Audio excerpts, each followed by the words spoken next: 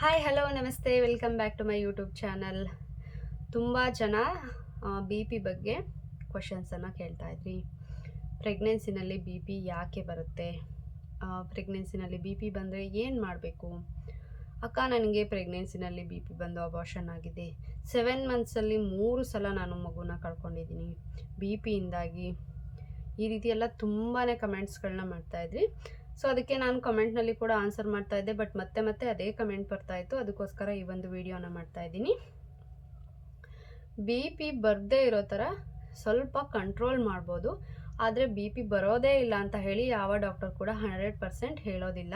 ನಿಮ್ಮ ತಂದೆ ಅಥವಾ ತಾಯಿ ಯಾರಿಗಾದರೂ ಹಿಸ್ಟರಿ ಇರುತ್ತಲ್ಲ, ಬಿ ಪಿ ಶುಗರ್ ಇರೋ ಅಂಥದ್ದು, ನಿಮ್ಮ ತಂದೆಗಾಗಿರ್ಬೋದು ತಾಯಿಗಾಗಿರ್ಬೋದು, ಅದರಿಂದ ಕೂಡ ನಿಮಗೆ ಯಾರು ಪ್ರೆಗ್ನೆಂಟ್ ಮದರ್ಸ್ ವುಮೆನ್ಸ್ ಇರ್ತೀರ ಅವರಿಗೆ ಬಿ ಪಿ ಬರೋವಂಥ ಚಾನ್ಸಸ್ಸು ತುಂಬಾ ಜಾಸ್ತಿ ಇರುತ್ತೆ. ಅದು ಒಂದು ಕಾರಣ, ಜೆನೆಟಿಕಲ್ ಕಾರಣ ಇರುತ್ತೆ. ನೆಕ್ಸ್ಟು, ನೀವು ಇದೇ ಕಾರಣಕ್ಕೆ ಬಿ ಪಿ ಬರುತ್ತೆ ಅಂತ ಹೇಳೋದಕ್ಕಾಗೋದಿಲ್ಲ. ತುಂಬಾ ಕಾರಣಗಳಿರುತ್ತೆ. 20 ವಾರದ ನಂತರ ಬರುವಂಥ ಬಿ ಪಿ ಅದನ್ನು ತುಂಬಾ ಡಿಫಿಕಲ್ಟೀಸ್ ಇರುತ್ತೆ. ಅದರಲ್ಲಿ 20 ವೀಕ್ಸ್ ಆದ ನಂತರ ಬರುತ್ತೆ, ಯಾವಾಗ ಬೇಕಾದರೂ ಬರ್ಬೋದು. ಅದರಲ್ಲಿ ಯೂರಿನಲ್ಲಿ ಪ್ರೋಟೀನ್ ಅನ್ನುವಂಥದ್ದು ಇರೋವಂಥದ್ದನ್ನು ಪ್ರಿಯಕ್ಲಾಂಸಿಯಾ ಅಂತ ಕನ್ಸಿಡರ್ ಮಾಡ್ತಾರೆ. ಅದು ತುಂಬಾ ಡೇಂಜರಸ್ಸು. ಅದರಲ್ಲಿ ನಮ್ಮ ಆರ್ಗನ್ಸ್ಗಳು ಇನ್ವಾಲ್ವ್ ಆಗಿರುತ್ತೆ, ಕಿಡ್ನೀಸ್ ಆಗಿರ್ಬೋದು, ಲಿವರ್ ಆಗಿರ್ಬೋದು, ಆ ರೀತಿ ಅದೆಲ್ಲ ಡ್ಯಾಮೇಜ್ ಆಗ್ತಾ ಬರುತ್ತೆ. ಸೊ ಹಾಗಾಗಿ ಅದು ತುಂಬಾ ಡೇಂಜರು. ಯಾರಿಗೆಲ್ಲ ಪ್ರಿಯಕ್ಲಾಂಸಿಯಾ ಇರುತ್ತೆ ಅವರಿಗೆ ಇಮಿಡಿಯೇಟಾಗಿ ಡೆಲಿವರಿನ ಮಾಡಬೇಕಾಗಿರುತ್ತೆ. ಅದನ್ನು ಕಂಟಿನ್ಯೂ ಮಾಡೋದಕ್ಕಾಗೋದಿಲ್ಲ. ಪ್ರಿಯಕ್ಲಾಂಸಿಯಾ ಅಲ್ಲದೇ ನಾರ್ಮಲ್ ಆಗಿ ಬಿ ಪಿ ಬಂದಿದೆ ಅಷ್ಟೇ, ಬಿ ಪಿ ಜಾಸ್ತಿ ಆಗಿದೆ, ಸೊ ಏನು ಮಾಡೋವಂಥದ್ದು ಅಂಥವರಿಗೆ ಆದಷ್ಟು ಟ್ಯಾಬ್ಲೆಟ್ಸನ್ನು ಕೊಡ್ತಾರೆ, ಏನು ಮೆಡಿಕೇಷನ್ಸ್ ಇರುತ್ತೆ ಅದನ್ನು ಕೊಡ್ತಾರೆ. ಅವರನ್ನು ತುಂಬ ಸೇಫಾಗಿ ರೆಸ್ಟ್ ಹೇಳಿರ್ತಾರೆ, ಏನೇನೆಲ್ಲ ತಿನ್ನಬೇಕು ಅಂತ ಹೇಳಿ ಅದನ್ನು ಕಂಟಿನ್ಯೂ ಮಾಡ್ಬೋದು ಒಂದು ಸ್ವಲ್ಪ ಪ್ರೆಗ್ನೆನ್ಸಿಯನ್ನು. ಬಟ್ ಪ್ರಿಯಕ್ಲಾಂಸಿಯಾ ಅನ್ನೋವಂಥದ್ದು ಬಂದಾಗ ಅದನ್ನು ಕಂಟಿನ್ಯೂ ಮಾಡೋದಕ್ಕಾಗಲ್ಲ.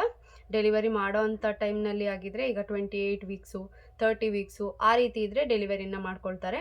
ತುಂಬ ಅದಕ್ಕಿಂತ ಮುಂಚೆ 25 ವೀಕ್ಸು 23 ವೀಕ್ಸು ಆ ರೀತಿ ಎಲ್ಲ ಆದಾಗ ಖಂಡಿತ ಅದು ಅಬಾರ್ಷನ್ ಆಗುತ್ತೆ. ಮಗು ಉಳ್ಕೊಳ್ಳೋ ಅಂಥ ಚಾನ್ಸಸ್ಸು ತುಂಬಾ ಕಡಿಮೆ ಇರುತ್ತೆ.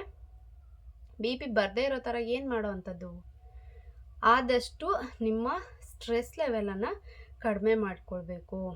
ಯಾವುದಕ್ಕೂ ಕೂಡ ಸ್ಟ್ರೆಸ್ ಮಾಡ್ಕೊಳ್ಬಾರ್ದು.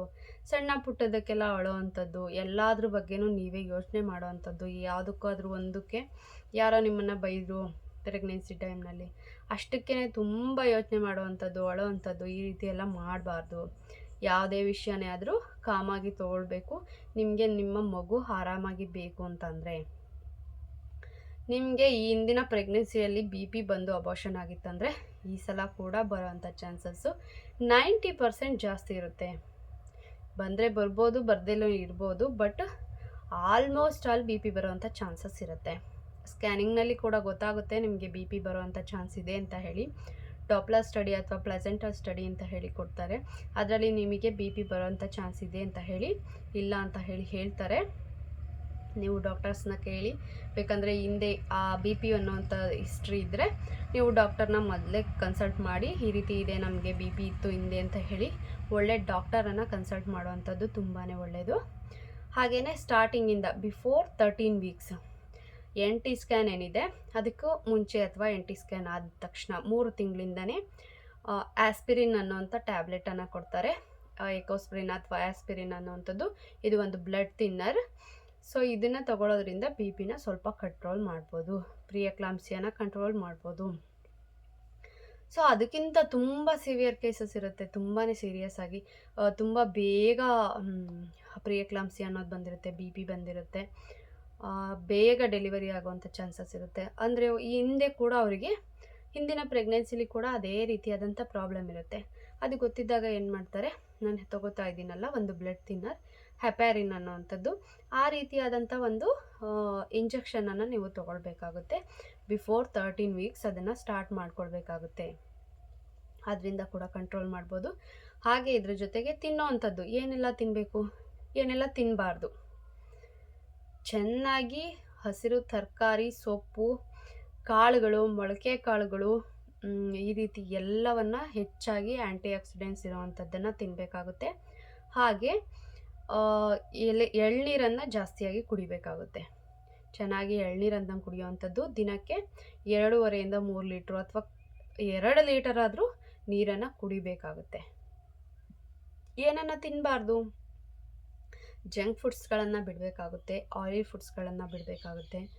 ಅನ್ಹೆಲ್ದಿ ಫುಡ್ಸ್ ಏನಿದೆ, ರೋಡ್ ಸೈಡ್ ಫುಡ್ಗಳು, ಅದನ್ನೆಲ್ಲ ಕಂಪಲ್ಸರಿಯಾಗಿ ಬಿಡಬೇಕಾಗುತ್ತೆ. ಎಣ್ಣೆಲಿ ಕರೆದಂಥ ಎಲ್ಲ ರೀತಿಯ ಆಹಾರ ಪದಾರ್ಥಗಳನ್ನ ತುಂಬಾ ಅವಾಯ್ಡ್ ಮಾಡಬೇಕಾಗುತ್ತೆ. ಊಟದಲ್ಲಿ ಅತಿ ಹೆಚ್ಚು ಉಪ್ಪು ಖಾರವನ್ನು ತಿನ್ನೋ ಹಾಗಿಲ್ಲ. ಸ್ಟಾರ್ಟಿಂಗ್ ಡೇಸಿಂದ ಅವಾಯ್ಡ್ ಮಾಡ್ಕೊಳ್ತಾ ಬರಬೇಕಾಗುತ್ತೆ. ನೀವು ಲಾಸ್ಟ್ ಎಂಡಿಂಗ್ನಲ್ಲಿ 1 ತಿಂಗಳು 5 ತಿಂಗಳಾದಮೇಲೆ ಸ್ಟಾರ್ಟ್ ಮಾಡಿಕೊಂಡ್ರೆ ಅದು ಸಾಧ್ಯ ಇಲ್ಲ.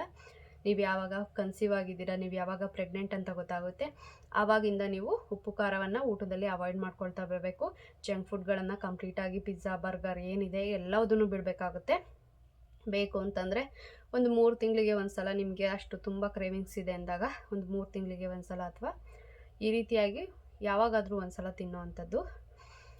ಅದಾದ ನಂತರ ಅತಿ ಹೆಚ್ಚು ಈಗ ಸೌತೆಕಾಯಿ ತಿಂತಾ ಇರ್ತೀರ, ಸೌತೆಕಾಯಿನ ನಾರ್ಮಲ್ ಆಗಿ ತಿನ್ನಿ, ಅದಕ್ಕೆ ಉಪ್ಪು ಖಾರ ಹಾಕ್ಕೊಂಡು ತಿನ್ನೋವಂಥದ್ದು. ಸೀಬೆಕಾಯಿನ ತಿಂತಾ ಇರ್ತೀರ, ಅದಕ್ಕೆ ಉಪ್ಪು ಖಾರನ ಹಾಕ್ಕೊಂಡು ತಿನ್ನೋವಂಥದ್ದು. ಇದನ್ನೆಲ್ಲ ಅವಾಯ್ಡ್ ಮಾಡ್ತಾ ಬನ್ನಿ. ಸೊ ಉಪ್ಪು ಖಾರವನ್ನು ತುಂಬ ಕಂಪ್ಲೀಟಾಗಿ ಅವಾಯ್ಡ್ ಮಾಡಬೇಕಾಗುತ್ತೆ. ಯಾರಿಗೆ BP ಬರೋವಂಥ ಚಾನ್ಸಸ್ ಇರುತ್ತೆ ಅವರು ಇಷ್ಟೆಲ್ಲದನ್ನು ತಿನ್ನೋದ್ರಲ್ಲಿ ಅವಾಯ್ಡ್ ಮಾಡ್ತಾ ಬಂದ್ರೂ ಸ್ಟ್ರೆಸ್ ತೊಗೊಂಡ್ರೆ BP ಇಮಿಡಿಯೇಟಾಗಿ ಬರುತ್ತೆ. ಯಾವುದೇ ಯೋಚನೆ ಮಾಡದೆ ಆರಾಮಾಗಿ ಖುಷಿಯಾಗಿ ಫ್ಯಾಮಿಲಿ ಜೊತೆ ಆದಷ್ಟು ಚೆನ್ನಾಗಿರಿ. ಸೊ ಆವಾಗ BPನ ಕಂಟ್ರೋಲ್ ಮಾಡ್ಬೋದು. BP ಬಂದ ಮೇಲೆ ಯಾವುದೇ ರೀತಿಯಾದಂಥ ಕಂಟ್ರೋಲ್ ಮಾಡೋದಕ್ಕೆ ಡಾಕ್ಟರ್ಸ್ ಕೈಲಿ ಕೂಡ ಆಗೋದಿಲ್ಲ. BP ಬರೋದಕ್ಕೂ ಮುಂಚೆ ನೀವೇನೇ ಅದನ್ನು ತಡೆಗಟ್ಟಬೇಕು. BP ಬಂದ ನಂತರ ಸ್ವಲ್ಪ ದಿನ ಅವರು ಅವಾಯ್ಡ್ ಮಾಡ್ಬೋದು ಅಷ್ಟೇ, ತುಂಬ ದಿನಗಳವರೆಗೆ ಆಗೋದಿಲ್ಲ. ಅದು ಸ್ವಲ್ಪ ಇದೆ BP, ಜಾಸ್ತಿ ಇಲ್ಲ ಅಂತ ಅಂದಾಗ ಮಾತ್ರ. ತುಂಬ ಜಾಸ್ತಿ ಇದೆ BP ಇಂದಾಗ ಅವರು ಕೂಡ ಏನು ಮಾಡೋದಕ್ಕೆ ಆಗೋದಿಲ್ಲ, ಯಾವುದೇ ಮೆಡಿಕೇಷನ್ಸ್ ಕೂಡ ವರ್ಕ್ ಆಗೋದಿಲ್ಲ. Thanks for watching. ನನಗೆ ಗೊತ್ತಿರೋವಂಥ ವಿಷಯಗಳನ್ನ ನಾನು ನಿಮ್ಮ ಜೊತೆ ಶೇರ್ ಮಾಡ್ಕೊಂಡಿದ್ದೀನಿ. ಹೀಗೆ ಸಪೋರ್ಟ್ ಮಾಡ್ತಾಯಿರಿ.